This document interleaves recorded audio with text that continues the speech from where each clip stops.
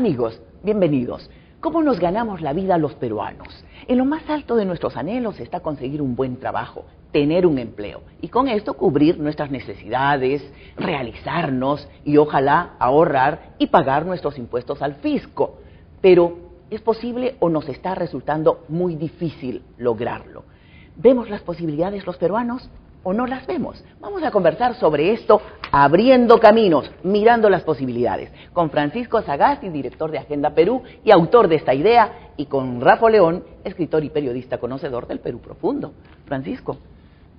Como hemos visto en los programas anteriores, durante los próximos años vamos a tener muchísimos más peruanos en edad de trabajar. Como dice Zenaida, ¿podrán todos conseguir empleo? En la actualidad el 70% de los peruanos se genera su propio puesto de trabajo y este va a ser un desafío muy grande para los próximos años. Hace 5.000 años los peruanos conseguimos construir la civilización más antigua de América en Caral. Esa civilización se basaba en el trabajo socialmente estructurado. Bueno, después de 5.000 años, ¿qué ha pasado? ¿Qué hemos perdido? ¿La capacidad de trabajar o la capacidad de organizarnos?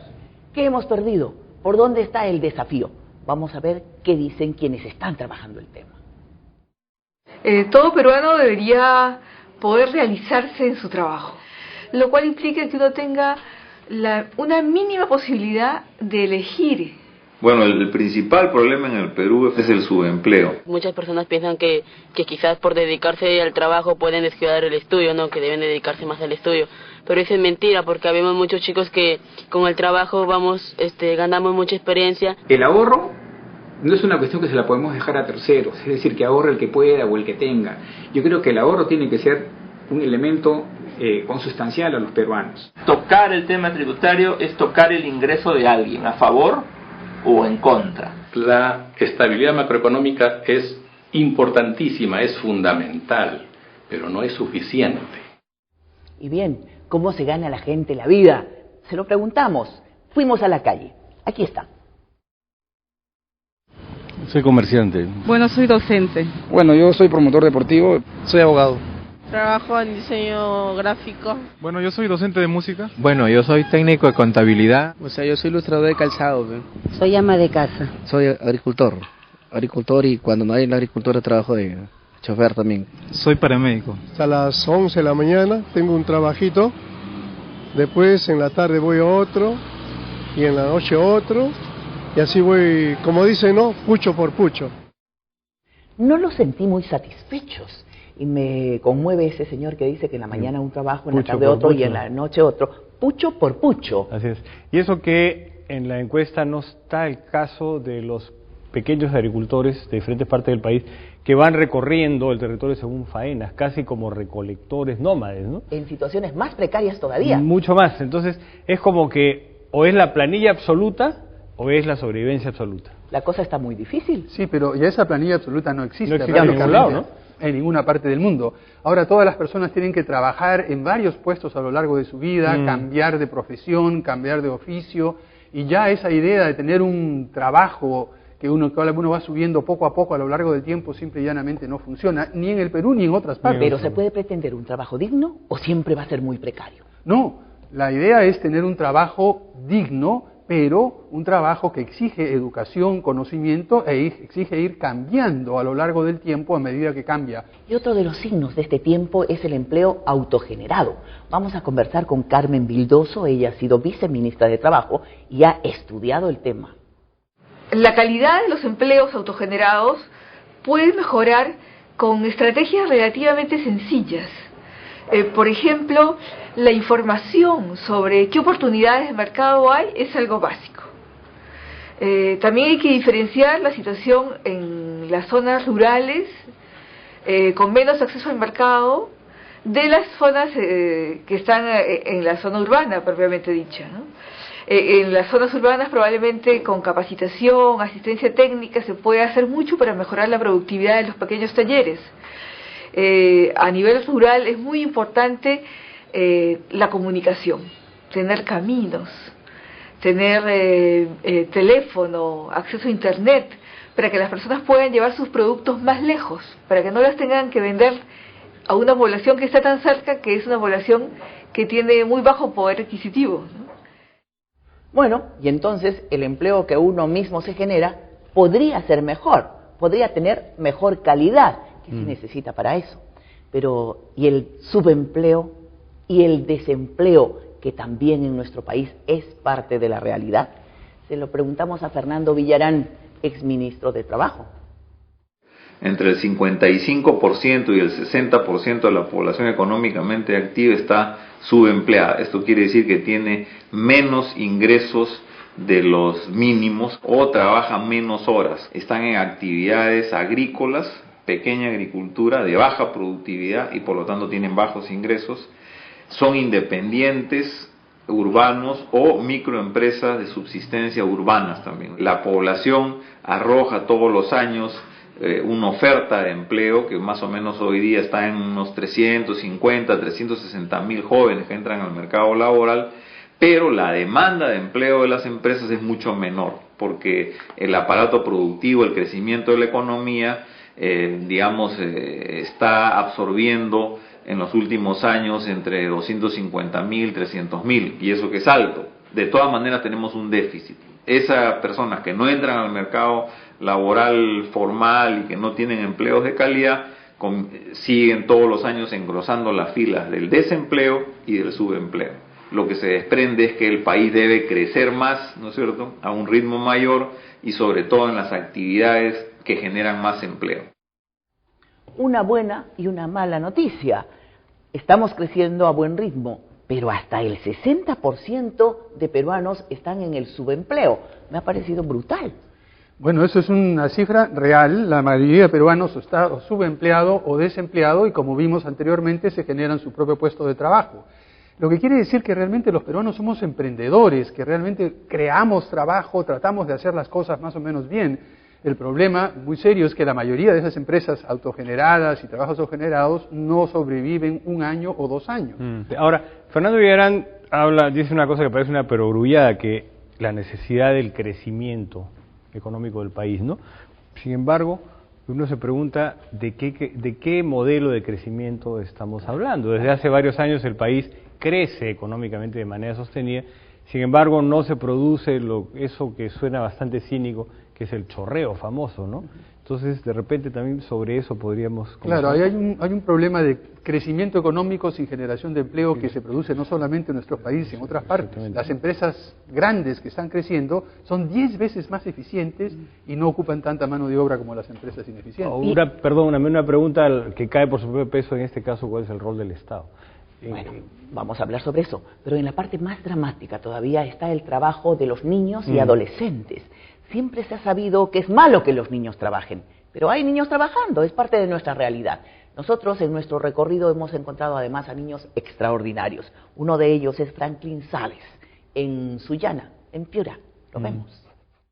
A ver, yo empecé a trabajar desde el año 2001, algo así, vendiendo dulces y pan. Cuando tenías 10 años, 9 años, más o menos, algo así. Entrevistamos a chicos que quieran participar, ¿no? Que quieran participar, que estén interesados con nuestro servicio que nosotros les brindamos, ¿no? Y bueno, de allí nosotros capacitamos a ellos y también capacitamos a adultos que quieran acompañarlos, pero sin recibir nada a cambio, ¿no? O sea que le prestan el dinero a los chicos y los adultos los acompañan, claro, los son apoyan. Sus colaboradores. Son sus colaboradores. No, y también conversamos con los padres. O sea que es toda la familia la que trabaja en esto y apoya a los chicos en este proceso. ¿Y qué resultados han tenido? Fuimos el primer programa, tuvimos 24 planes de negocio, 4 colectivos y 20 individuales, y todos los chicos devolvieron. Fue una experiencia muy exitosa. Tú estudias, tú trabajas, tú diriges este programa de microcrédito, eres líder. ¿Tienes tiempo para jugar? Sí. Por ejemplo, los domingos en las tardes tengo tiempo para jugar. A veces en las mañanas también salgo con mi hermano a jugar, ¿no? O sea que tienes una vida completa haciendo de todo un poco. Sí. ¿Qué pensar de los niños que trabajan? ¿Bien o mal? ¿Qué dice Carmen Vildoso? ¿Qué pensar de esa situación de los niños que trabajan? Creo que no se puede dar una respuesta en blanco y negro. Lo que hay que evitar es condiciones de trabajo que impidan que el niño pueda estudiar, y erradicar definitivamente el trabajo que ponga en riesgo su vida. Pero sí darle toda la facilidad al niño que trabaja en condiciones que son aceptables para su salud, para que ese trabajo sea un elemento de aprendizaje, no solamente una chambita con la cual se va a ganar unos cuantos soles, sino una experiencia sobre la base de la cual él puede aprender. Y la escuela debe ayudarle a reflexionar sobre esa experiencia de trabajo. Esa es una parte de la realidad del trabajo en el Perú, con sus luces y sus sombras. Nos guste o no nos guste, hay 2 millones de niños trabajadores en nuestro país. Y lo interesante es ver cómo empiezan a pensar en términos de planes de negocios, empiezan a pensar en cómo pagar sus deudas. Caramba, tengo esperanza de que esos sean los nuevos empresarios del futuro. Pero no dejan de ser chicos. Dice que tienen tiempo para jugar. Pero lo dicen tan seriamente pero a mí no que me queda una duda. A mí no me han parecido revejidos, la verdad. me transmiten mucha confianza. Y digamos, escuchando a estos niños, uno se coloca frente a la discusión teórica entre abolir el trabajo infantil o considerarlo un derecho, no sé. Me parece clave en el caso de estos chicos el hecho de que estén organizados. Creo que eso es lo que explica que estos chicos estén llevando las cosas con tanta claridad. Están organizados. Que no es el caso del niño que tiene que salir de su casa a recursear como Ahora, sea. tampoco es la realidad de todos los chicos que trabajan en el país. Pero es que de repente, en lugar de pretender abolir, hay que buscar la organización. Exactamente. Y que no sufran, y que sigan siendo niños. Y que sigan educándose. Claro. Vamos a la pausa. Al retornar vamos a hablar de la informalidad. ¿Quién no sabe lo que es la informalidad en el Perú? Pero, ¿hasta dónde llega? Vamos a verlo.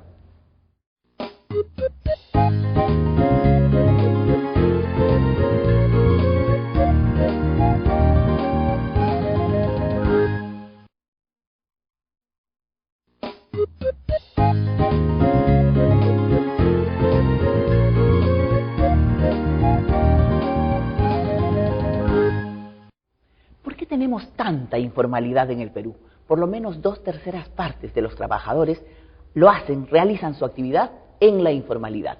¿Nos gusta la informalidad a los peruanos o no tenemos más remedio? Vamos a ver las miradas de personas de la calle y también de Fernando Villarán. Los unos, lo que sienten, y Fernando Villarán, porque ha estudiado largamente el tema. La informalidad nunca te trae buenas cosas. Debe ser todo como debe la ley, como manda la ley. Es una alternativa más, ¿no? En el medio porque no hay trabajo. Bueno, la informalidad es un sistema en el que vivimos nosotros que tiende a no desarrollarnos, ¿no? Siempre tiene que ser las cosas legales, ¿no? Estar de acuerdo a lo que manda la ley. La informalidad es de que el Perú no existe el Estado de Derecho correcto, no se hace uso de las leyes en este momento, no se cumplen las leyes. Informalidad, pues que todos hacen lo que quieren, pues no hay orden. Informalidad es toda aquella persona que actúa o realiza actos de comercio al margen de la ley. Las personas se ven obligadas a ser informales porque no le conviene ser formal. Esto es la teoría legalista, ¿no? Que le dan la responsabilidad al sistema legal por el alto, digamos, porcentaje de informalidad que hay en el Perú. Sino a nivel mundial la informalidad está creciendo, o sea que es un fenómeno en la cual el Perú no es único, digamos. Y entonces a las personas no les conviene ser formales o se ven obligados a ser informales. A mí esto me hace acordar un poco al aula escolar. Si el 66% de los estudiantes de un aula, 2/3 de los estudiantes de un aula, sale jalao, el problema no está en los chicos, sino en el profesor. Me da esa impresión, ¿no? Entonces, toda esa apelación que hacen las personas en la calle al Estado de Derecho, a la legislación que no se cumple, no sé, a mí me parece que de repente esa legislación y ese Estado de Derecho es el que está mostrándonos sus fallas, ¿no? ¿Tenemos un Estado ausente? Bueno, pero no es un tanto problema del Estado. Yo creo que aquí hay un problema de excesiva regulación, hay muchos problemas de trámites y todo eso. Pero no le está sirviendo a la gente, pues, por Francisco. Por eso mismo, lo quiero decir desde el punto de vista puramente legal, el problema es fácil de solucionar, porque caramba, con la varita mágica dijéramos, se quitan todas las regulaciones que afectan el empleo de un momento a otro, vamos a dejar de ser informales. Que eso es de Soto. Claro. El problema no es solamente legal. Yo creo que el tratar de confundir informalidad con legalidad es un enfoque insuficiente. La informalidad también se produce por poca productividad, porque no hay tecnología, porque no hay conocimiento y porque la gente ni siquiera sabe cuánto le cuesta producir algo o no. Entonces tenemos que tener un enfoque Entonces no le hace diferencia ser formal o informal. Claro. En cambio, si tú para ser formal, por ejemplo, podrías acceder al crédito. Acceder al crédito, tener capacitación, tener información, todo eso, conviene ser formal. Eso. No hemos hecho eso todavía. Pero es porque necesitamos, por ejemplo, capacitación. Lo dice Carmen Vildoso. Es necesario preparar a los jóvenes para su ingreso al mercado de trabajo. Y hay programas que han funcionado muy bien y que lo que se requeriría es expandirlos. ProJoven es un programa que tiene muchos años, llega al Ministerio de Trabajo. Lo que hace ProJoven es, de un lado, contactarse con las empresas, de tal manera que se identifica cuál es la demanda de empleo que hay, y financia cursos de capacitación que van complementados con una práctica en empresas. Esta fase de entrenamiento en empresas es fundamental, porque la capacitación sola no tiene resultados, tiene que haber este acercamiento a la práctica. Y otra experiencia interesante también es un programa que tiene apoyo de la cooperación suiza, CapLab, que apoya a los centros de educación ocupacional, pues tiene un equipamiento, apoyo en equipamiento y también en cuanto a vinculación con el mercado de trabajo. Bueno, capacitación sí, pero también entrenamiento. Entrenamiento, una fase de entrenamiento para empresas que resulta, decía Carmen Vildoso, muy importante para empezar a trabajar. Así es, yo creo que además este ejemplo nos demuestra algo que hemos visto a lo largo y vamos a seguir viendo en todos los programas. En primer lugar, de que hay casos exitosos en muchas partes, pero están aislados. Falta ampliarlos, falta conectarlos. Y en segundo lugar, vemos la cooperación del Estado, vemos la cooperación internacional, en este caso la cooperación suiza, y también las empresas. Articular Estado, sociedad civil, cooperación y empresas, y generalizar los ejemplos. Por eso yo sí creo, Francisco, que acá hay un asunto también de reforma del Estado que es esencial. De hecho. Y lo vamos a ver en alguno de los otros programas. Mientras tanto hay gente intentando hacer su empresa de la mejor manera. En el Cusco encontramos a un muchacho maletero, ¿no? El gran Justino. ¿Lo vemos? ¿Cómo es el vínculo con las agencias de viajes? ¿Ustedes tratan con ellas, tienen acuerdos? Sí, acuerdos, no mediante papeles. ¿Qué necesitarías de ayuda del aeropuerto, del gobierno? Ayuda no. Cada uno lo hace lo que es. Hay que dejar nomás que el gobierno deje las puertas abiertas, que no se meta. Las puertas abiertas, que haya bastante turismo en Cusco. Una de las impresiones que se tiene aquí en Cusco es que, a pesar de que el turismo está en auge, está en crecimiento, no hay diálogo entre empresarios, gobierno, población. Es una cosa muy desarticulada, muy desordenada. No hay acuerdo. No hay acuerdo. Sí. Es por ello es problema, siempre está viendo desde los años anteriores. Pero tú has estudiado turismo. Sí. ¿Y qué proyección tienes con esa carrera?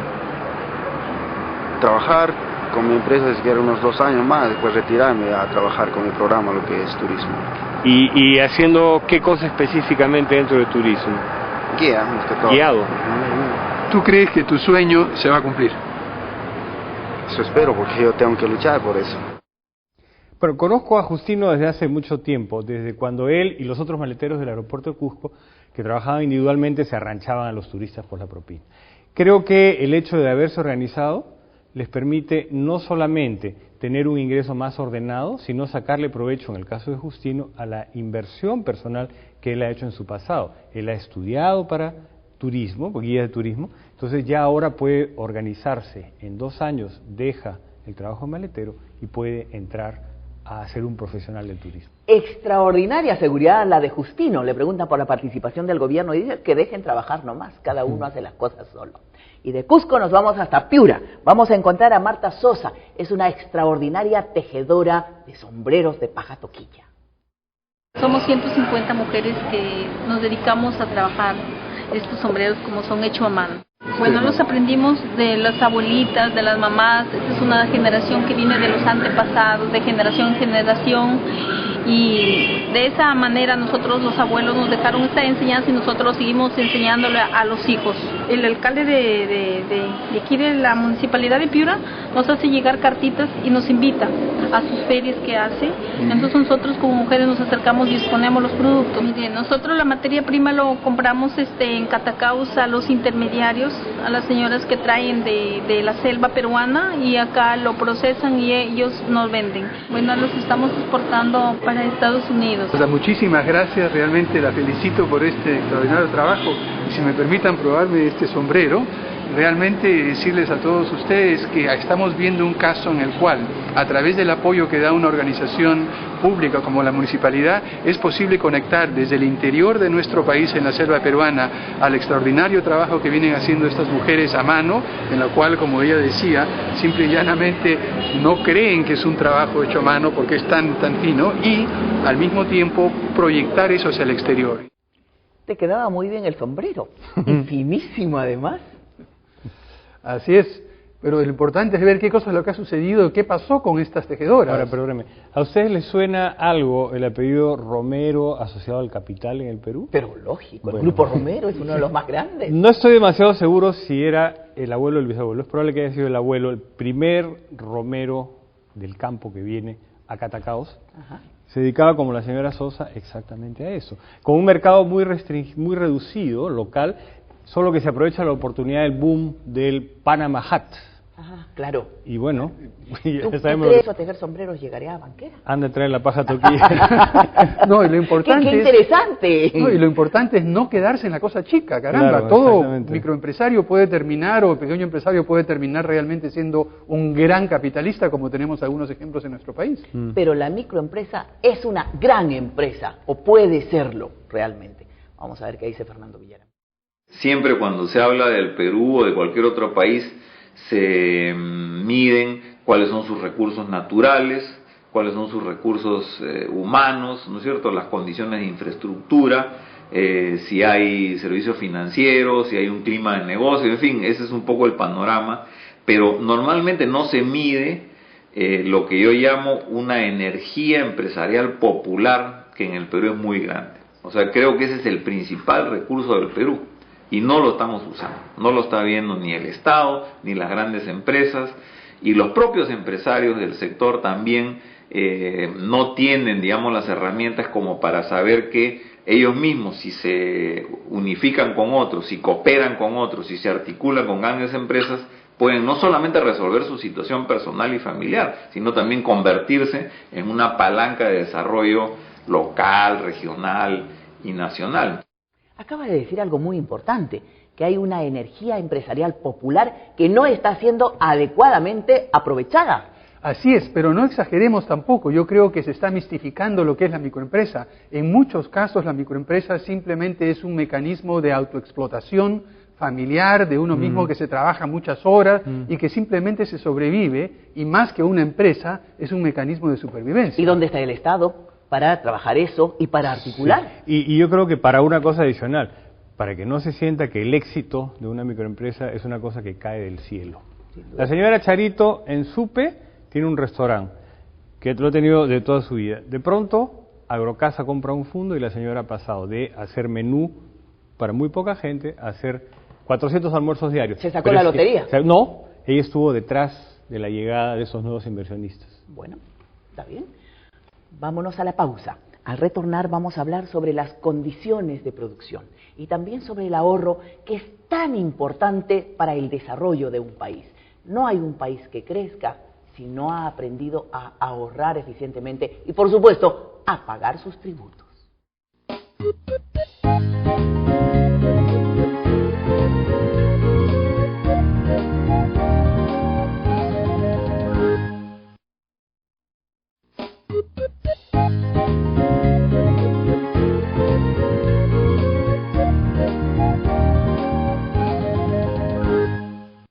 En esta parte queremos ver cuáles son las condiciones de la producción en el Perú y cómo podemos mejorarlas. ¿Qué hacemos para tener una muy buena oferta exportable? Es decir, para terminar de desarrollar el país. Le preguntamos a Javier Abugataz, ex viceministro de Economía, ¿qué se necesita?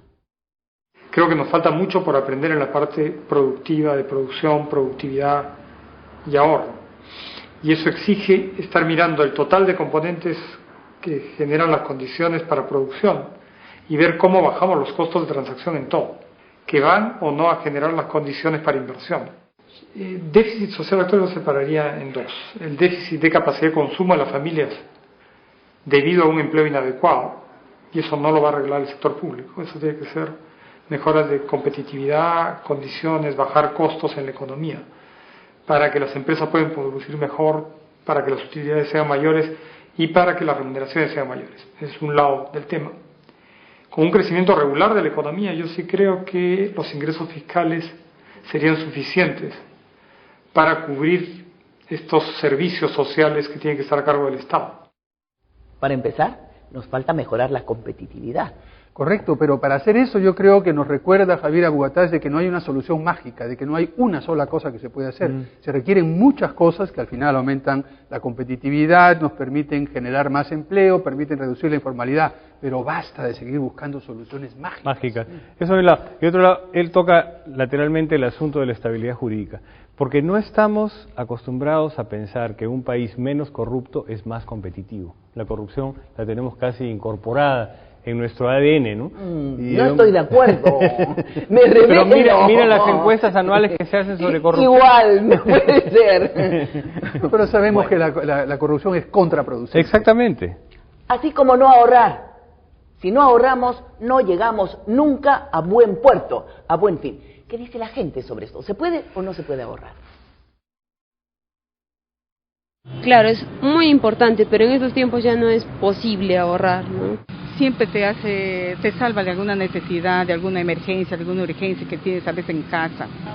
No, en esos momentos no se puede ahorrar, ¿no? Porque todo lo que uno trabaja sale más que nada para vivir en el momento. Claro que sí, porque ponte que puede haber de aquí adelante un accidente, algo, una enfermedad, entonces si tienes un ahorro, tienes cómo curarte. Es importante ahorrar, sí, para el futuro. Más cuando hay juventud, siempre debe tener unos ahorritos. Los viejos ya hay que guardar para pan, para mayo. Sí, se puede ahorrar, pero depende del trabajo que se tiene. No se puede ahorrar, han dicho algunos. Llegamos tan a las justas al mes que no se puede ahorrar ni un centavo o no se hace el esfuerzo. Ahora, a mí me pareció bien interesante los porqués ahorrar en la encuesta, ¿no? En general se habla de emergencias y de guardar pan para mayo, pero no se habla de capitalizarse para invertir, por ejemplo, ¿no? Y además se habla de emergencias y de futuro como si no existieran los seguros de salud ni las AFP, ¿no? Quiere decir que pues es muy, muy precaria la relación con nuestro propio ingreso, ¿no? Sí, yo creo que no hay una conciencia de por qué es importante y qué se puede hacer con el ahorro, ¿no? Yo creo que se puede no solamente invertir, tener un seguro, se puede realmente hacer frente a gastos inesperados. Oye, disfrutar. Y uno de los problemas también es que no creemos en el ahorro. En Por el ejemplo, sistema. En el sistema. Llamamos a un banco y los intereses pasivos son muy chiquititos. Nuestro dinero casi no gana nada. Si nos descuidamos va perdiendo. Bueno, le vamos a preguntar. No, y si nos descuidamos el gobierno puede crear un impuesto al ahorro. No, pero aún así, aparte de ahorrar en un banco, no, la práctica debe ser de enseñarle a los chicos, y eso es lo que he hecho yo con mis hijos, que ahorran aunque sea $1 por semana, $1 por mes. ¿Cómo pensarán los banqueros? Vamos con Ramón Barúa. Él es vicepresidente de Intercorp. Todos tenemos que ahorrar, todos tenemos que hacer el esfuerzo de consumir o de invertir nuestros recursos, digamos, siempre dejando un colchoncito para poder ahorrar, en forma tal de que podamos ir maximizando nuestro ahorro, que no es otra cosa que posponer el consumo presente en aras de tener o de asegurarnos un futuro mejor. Lo que hacemos los banqueros es, actuamos como intermediadores de todos aquellos empresarios que requieren de esos recursos para aplicarlos en sus proyectos, que a criterio de cada una de las instituciones, dependiendo de cada una de ellas, los asigna con mayor o menor riesgo, digamos, para ir creando nuevamente fuentes de riqueza que les permitan recuperar el dinero, darle un premio al ahorrista y evidentemente tener una comisión que nos permita a nosotros sobrevivir como institución. Yo creo que el sistema financiero peruano está cada vez más fuerte y más sólido. Tenemos una supervisión que es reconocida por el Banco Mundial como una de las mejores del mundo. Tenemos no solamente los bancos y las financieras, tenemos las cajas rurales. Las cajas municipales, las cajas municipales, competencia a los bancos. Exactamente, y enhorabuena. Tenemos también un ente que empieza a dinamizar la asignación de recursos a los proyectos de pequeña y mediana empresa, como es el caso de mi banco, con eficiencia, reconocido también internacionalmente por el BID como el mejor en América Latina. El ahorro en Perú ya ha empezado un círculo virtuoso en los últimos, yo diría, en los últimos 5 o 6 años, y de pronto, si miramos todavía un poco más atrás, también tenemos ya antecedentes en los cuales el peruano en su conjunto empieza a ahorrar con mucho más entusiasmo. ¿Y por qué que es antes. eso, crees? Yo creo que es por una mayor confianza en el sistema financiero, por una toma de conciencia de que realmente amerita el esfuerzo de posponer el consumo para generar un mejor escenario futuro, y creo también porque de alguna manera vamos mejorando el nivel de ingresos que va teniendo las economías familiares. Bueno, más gente parece que está ahorrando, más gente ha entendido la necesidad de ahorrar, lo acaba de decir Ramón Barúa. Claro, pero aún es insuficiente. Si vemos cuál es el porcentaje de ahorro interno sobre el Producto Bruto de nuestro país, está alrededor del 18-19%. En China y en los países del sudeste asiático está en 40-45%. Parece que ahorran en exceso ellos todavía. Y los chinos no ganan mucho, ¿no? La masa. A pesar de eso, ahorran muchísimo y eso es lo que les permite invertir y crecer esas tasas fabulosas de 10-12%. Y lo interesante que nos ha dicho Ramón es que el papel del sistema financiero consiste en canalizar todos estos ahorros individuales esparcidos por todas partes, juntarlos, empaquetarlos y luego dárselo a esos empresarios que son dignos de crédito. Ahora, ¿hay confianza en el sistema financiero? Esa es una cuestión. Yo creo que todavía no. De repente, ¿no? Y creo que tenemos experiencias muy malas en nuestra historia reciente, como el caso de CLAE, ¿no? Que ofrecía lo que ofrecía y miremos lo que pasó. Entonces creo que ese es un factor que ha mellado mucho la Y otro la de los confianza. temas, yo insisto, son los intereses escasísimos bajísimo. que le dan, bajísimos, Bueno, por pero el dinero. Solamente la gente que sabe ahorrar busca estos fondos mutuos y Pero una cuenta de ahorro pierdes plata. Claro, pero ese es un problema serio y acá hay un problema mundial. Es que los que mejor pueden ahorrar y más ganan ahorrando son los que más plata tienen, y así es en todas partes. Habría que ver cómo hacer un programa de alfabetización financiera. Bueno, uno puede o puede no ahorrar, es voluntario. Lo que no puede dejar de hacer es pagar sus impuestos. ¡Ay, qué miedo! Ya ven, y no nos tiene que dar miedo. Vamos a ver qué dice Luis Alberto Arias. Él ha sido jefe de la SUNAT. Así es. El primer papel es asegurar los ingresos necesarios para que el Estado pueda cumplir con sus funciones básicas.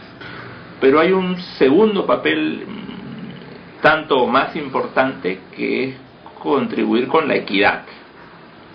Tenemos una presión tributaria que estructuralmente fluctúa entre el 12 y el 14% del Producto Bruto Interno.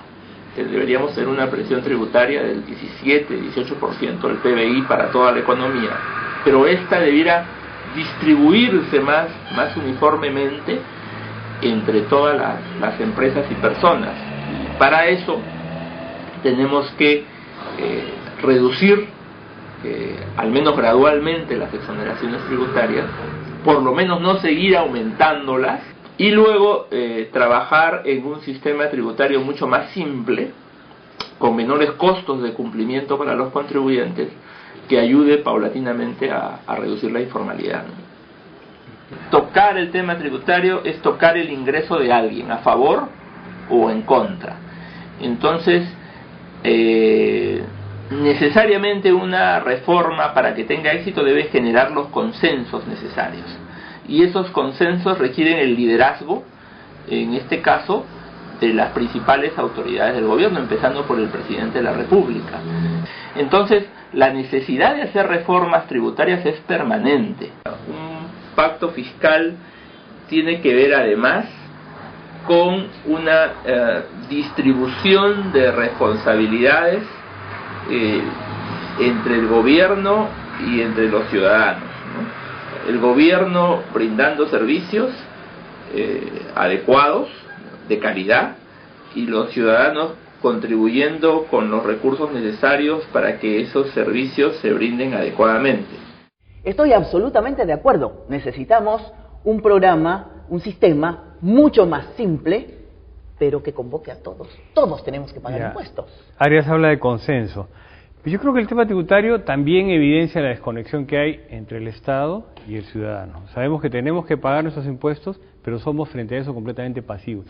Yo recuerdo, por ejemplo, la ciudad de Guayaquil, que era una ciudad que estaba echada a perder, se ha levantado de una forma absolutamente espléndida porque el guayaquileño tuvo la opción de destinar un porcentaje de su impuesto a la renta a la reconstrucción de la ciudad, y es así que se financia. Una de las cosas que queda clara de lo que nos dice Lucho Arias, ¿no? La reforma tributaria no es una cosa de un día, es una tarea permanente. Que más debe ser exacto, constante. Continua, porque a medida que uno va avanzando y va cambiando el sistema tributario, lo va simplificando, siempre hay algo que se va colando que te lo va haciendo más complejo.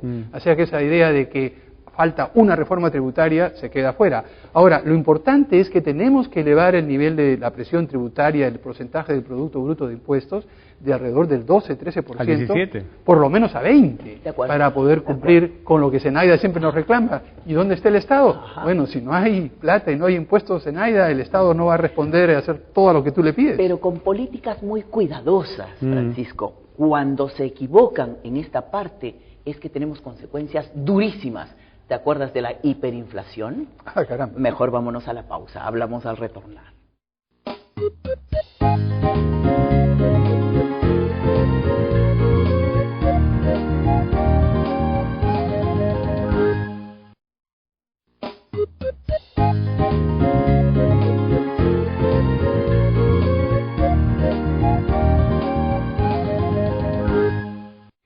Decíamos de lo cuidadosos que tenemos que ser al hacer las políticas fiscales, las políticas económicas. Tenemos fantasmas de atrás. El de la hiperinflación es uno. Pero, perdón, Zenaida, hemos empezado este programa preguntándonos cómo nos ganamos la vida los peruanos. ¿Qué hacemos hablando de hiperinflación? Yo soy un humanista de estas cosas, no entiendo mucho. No, pero eso es muy importante, Rafa, eso es muy importante. ¿De qué te sirve tener empleo, ganar bien? ¿De qué te sirve tratar de reducir la informalidad? ¿De qué te sirve el ahorrar? ¿De qué te sirve pagar los impuestos si de un día para otro ese dinero que has ganado, que has ahorrado, que has pagado en tributos, no sirve para nada? Se licúa, se convierte en algo mucho menor. La hiperinflación lo que hace es realmente licuar y disolver y reducir todos tus ingresos. Y las empresas también, los empleos también. Claro. Así es. Vamos a ver si la gente lo recuerda. Vámonos a la calle a preguntarle sobre hiperinflación. Nos afecta en la parte económica, pues, de todos los días. Lo que se ganaba en una semana, un salario, y para, no sé, que no sustentaba para el diario, mejor dicho. Yo también hacía mi negocio y cuando mi plata fue un dinero importante, pues se vino abajo y también me trajo abajo. Que tenía que levantarme 2 de la mañana a hacer colas para comprar 5 panes y un octavo de azúcar, ¿no? Que nosotros hacíamos cola para comprar 1 kilo de arroz. Para comprar pan había que hacer cola, había que comer pan de afrecho, me acuerdo. Tenía que hacer las colas para la leche, que no te vendían el arroz si no comprabas otra cosa más. Mi mamá tenía que hacer colas, el dinero ya no alcanzaba. Bueno, Rafa, ya has visto que la gente sí sabe lo que es la hiperinflación. Ya la me di cuenta. recuerda clarísimamente. Sí, completamente de acuerdo. Ahora, cuando tú ves ese recuerdo tan vívido, también entiendes por qué hay desconfianza respecto del Estado y por qué hay la predominancia de la informalidad derivada de esa desconfianza. No, pero mira, hay cosas importantes que mencionar. En la época que tuvimos la hiperinflación no éramos los únicos. En varias partes de América Latina, yo creo que ha habido un aprendizaje colectivo, lo hemos aprendido en nuestro país y lo hemos aprendido en toda la región, que la disciplina, la sensatez macroeconómica es absolutamente esencial para poder desarrollarnos, para poder realmente hacer que el ahorro, la inversión y todo nuestro dinero valga algo. Pero Francisco, ahora tenemos una preocupación, creo yo, a la inversa. Tenemos una estabilidad macroeconómica importante, hace rato, pero que tampoco termina por resolver nuestros problemas, o por lo menos no nos permite sentir que los está resolviendo. Claro, pero ese es el fundamento. Ese es el fundamento, y creo que, podemos ver qué es lo que nos dicen los grandes expertos que conocen este tema, ¿no? Bueno, está bien, vamos con Raúl Salazar. Él ha sido presidente del FLAR, del Fondo Latinoamericano de Reservas, nada menos. ¿Qué dirá? ¿Por qué ocurre una inflación? La inflación se produce fundamentalmente porque el Estado tiene déficit y no se atreve a poner un impuesto que grave directamente a alguien, y entonces pone una forma indirecta de impuesto que es la inflación. Entonces emite billetes que no tienen ningún respaldo. Siempre hemos sabido cómo parar una inflación y cómo tener orden en la economía. En el Perú nunca fue un problema económico, fue un problema político. Suponte que tuvieras ahí 10 panes y en estos momentos hay personas que tiene cada uno un sol, 10 personas, cada uno puede comprar un pan. De repente se aparece el Estado que ha sacado de la maquinita del Banco Central otros 10 soles, y entonces tienes 20 soles compitiendo por 10 panes. la estabilidad macroeconómica es importantísima, es fundamental, pero no es suficiente. Para que tú puedas crecer, tú necesitas ahorrar, tienes que invertirlo bien. Entonces, eso lo puedes hacer cuando hay orden, cuando tú puedes mirar el futuro con una determinada claridad. El orden económico es la estabilidad macroeconómica. Sin esa estabilidad macroeconómica lo que tenemos es desorden y caos. El caos, ya lo hemos vivido, es tremendamente costoso, especialmente para los más pobres, y creo que eso es algo que deberíamos evitar a toda costa. Interesantísimo. Además ha dicho exactamente eso. La estabilidad macroeconómica es importante, pero no es suficiente. Necesaria, pero no suficiente. Solamente te da la base a partir de la cual puedes empezar a diseñar políticas públicas, políticas de Estado sensatas para poder generar empleo, para fomentar el ahorro, para hacer que todos paguemos tributos y para reducir la informalidad. Parecería que esa región que hizo crisis en los 80 ahora ha pasado por una especie de cambio responsable, digámoslo así. ¿Qué nos garantiza que no va a darse una hiperinflación? Bueno, yo creo que ahora hay una conciencia. Como hemos visto en las entrevistas en la calle, ya la gente recuerda. Yo creo que en el momento en el cual se vea que, no solamente en el Perú, pero de repente en Ecuador, de repente en Bolivia o en Brasil, el Estado empieza a gastar más de lo que tiene, empieza a devaluar la moneda, empieza a generar hiperinflación, vamos a tener protestas masivas. Lo que a mí me preocupa hoy en el Perú es cómo hacemos la relación macro-micro, cómo esa macroeconomía buena, firme, estable, se transforma pues también en bienestar para las personas, en la microeconomía, la economía del bolsillo. Bueno, esa es una ecuación difícil de plantear. Se la preguntaremos a Fernando Zavala, él ha sido ministro de Economía, supongo que ha hecho el esfuerzo. La idea de implementar buenas políticas en la parte económica, macroeconómica, lo que buscan es un desarrollo sostenido del país. Y no solo un desarrollo de corto plazo, sino un desarrollo de largo plazo. Tener una baja inflación, tener las cuentas fiscales ordenadas, lo que finalmente genera es que haya más confianza en el país y poder tener recursos para poder hacer cada vez mejores y mayores proyectos en el ámbito social. Tenemos una historia económica de subidas y bajadas, y lo que tenemos que buscar es tener posiciones de políticas que duren más allá de periodos presidenciales. La población lo que quiere es, al ver un crecimiento macroeconómico, que eso impacte en su bolsillo al día siguiente. La idea de un crecimiento macroeconómico sostenido y responsable es como creo bienestar en la población, como reduzco la pobreza sostenidamente. Entonces, tener las finanzas públicas adecuadas, generar inversiones. A partir del 2001, del 2002, donde se sale de una recesión importante de fines de los 90, tiene impacto macroeconómico, tiene impacto en las cuentas fiscales, que se comienzan a ver en el año 2003, 2004. Y a partir del 2005, 2006 comienza a ver también que ese crecimiento macroeconómico se comienza a dar también a nivel de generar más empleo. Muchas de las demandas sociales que existen es cómo se hace para acelerar ese proceso, ¿no? Y para poder acelerar ese proceso se tienen que seguir tomando buenas medidas en términos de cómo a través de los recursos que se han generado por impuestos se hacen políticas sociales adecuadas. Creo que si seguimos trabajando en esa línea, si hay una mayor participación de la sociedad civil, si se siguen haciendo las cosas bien, creo que tenemos la oportunidad de ser líderes dentro de la región y poder competir con el resto del mundo. La impresión que el exministro Zavala encuentra mucha impaciencia en la gente, ¿no? Ha dicho que la población quiere sentir el impacto del mejoramiento de la economía en el bolsillo, pero me parece legítimo. Sí, me parece legítimo, pero él sostiene que no es realista, digámoslo así. ¿Y qué hay que esperar? Lo que pasa es que yo desde el 90 no hago sino escuchar a técnicos oficiales diciendo que estamos poniendo orden en la casa. Yo no sé, la casa tiene que haber estado muy desordenada porque han pasado ya bastantes años y seguimos poniendo orden en la casa. Bueno, estaba, pero que no se tomen demasiado tiempo. Ahora, otra cuestión, Fernando Zavala dice con toda razón del incentivo a las inversiones para la generación de empleo. Sin embargo, atando esta idea con otras que han aparecido a lo largo de este interesante programa, ¿es solo un tema de generación de empleo?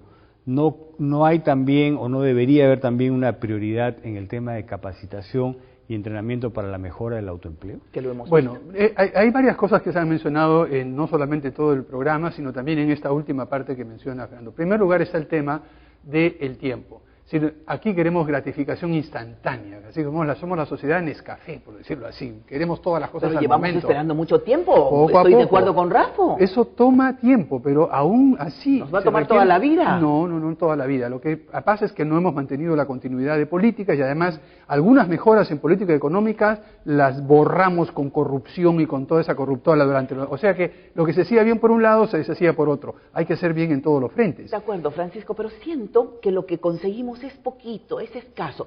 ¿Hay mayor generación de empleo? Sí, pero empleos precarios en general. Entonces parece ser que la vida va a seguir siendo difícil siempre. No necesariamente. En primer lugar, tenemos un déficit social acumulado, necesidades de empleo, de salud, de vivienda. Caramba, y va a tomar muchísimo tiempo saldar esa deuda que tenemos acumulada a lo largo de varios decenios. O sea que va a ser por lo menos unos 5 a 10 o 12 años en el mejor de los casos para cubrir todas esas necesidades. Yo simplemente recuerdo que hace 5.000 años se construyó una civilización cimentada en el trabajo estructurado. ¿Quieres que esperemos 5.000 años? No. Justino no ha esperado muchos y mediante la organización salta de una situación personal muy precaria a una empresa sostenible. Y los niños estos lo van a hacer muy pronto. Entonces yo sí creo que eso es un asunto que tiene que ver con estructura, con organización. Qué curioso lo que has dicho tenemos tú. que apresurarnos. Sí, pero hay una cosa muy interesante porque ahí está la clave. Por un lado, esta capacidad emprendedora, desde los niños, desde todas las personas que hemos visto.